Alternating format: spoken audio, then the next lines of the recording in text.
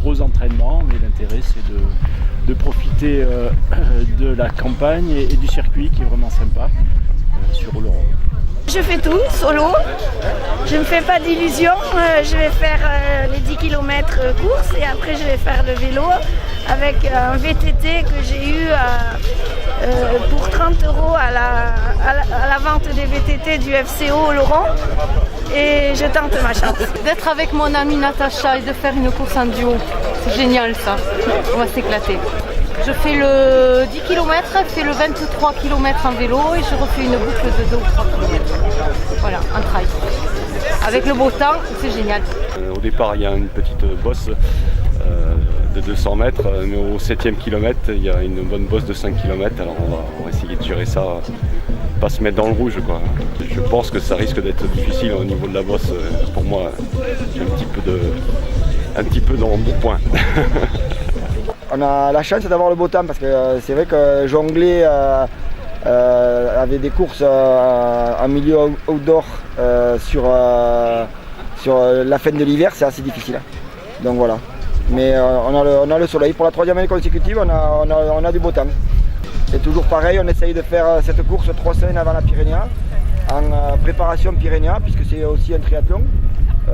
C'est pas tout à fait les mêmes épreuves, mais se faire décalaminer un peu les artères 3 semaines avant une course, c'est très bon. C'est pour ça qu'on reste sur cette idée-là d'enchaînement course à pied, vélo, course à pied. C'est ma première participation sur cette course et je suis très content de cette course. Elle est bien balisée, elle est nickel. J'ai un coéquipier du tonnerre, une machine et voilà. J'ai pas réfléchi parce que je savais que Mathieu Dumont était très fort. Et il avait une coéquipière qui était aussi forte en course à pied. Alors je me suis dit bon, il faut que je parte d'entrée, que je fasse la marge pour mettre mon coéquipier dans les meilleures conditions, quoi. Ouais, mais c'était un peu le but du jeu parce qu'on savait, donc comme il a dit, qu'il y avait Mathieu Dumont en VTT qui est largement au-dessus et qui peut facilement me reprendre au moins 5 minutes sur un circuit comme ça.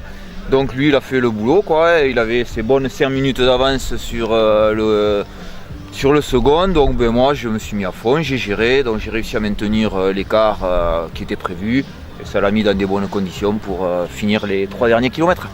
Ouais, c'était pas facile, c'était assez exigeant. Je suis parti assez vite sur le 10 km en course à pied avec Nicolas Appiou parce que voilà, ça fait la deuxième fois qu'on court ensemble au Trail d'Issarves, on avait fait aussi la course ensemble. Après il y a Guillaume, mon partenaire et président de club qui m'a remonté sur le VTT. On pose le VTT ensemble et en fait moi j'avais fait le choix de ne pas changer les chaussures parce que j'avais pas de cale automatique, donc ça me pénalisait un peu sur le vélo, mais finalement je suis gagnant sur la transition et après bon, sur 2 km et demi l'écart était fait et on finit à 15 secondes, donc c'est super. Sachant qu'on s'entraîne presque tous les jours ensemble, c'est assez cool de finir ensemble, quoi.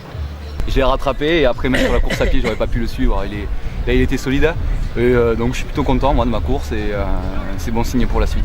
Oui, le club s'agrandit, ça fait 3 ans qu'il existe, qu'on l'a créé et de plus en plus, là aujourd'hui on va être 8 sur le relais, il y a une équipe mixte qui finit première et deuxième au scratch, donc c'est pour dire le niveau de l'équipe. Et après il y a les autres qui sont encore en course, là on est en tout, on est 8 je crois aujourd'hui à participer à cet événement. Donc c'est très bien, ouais. Très bien.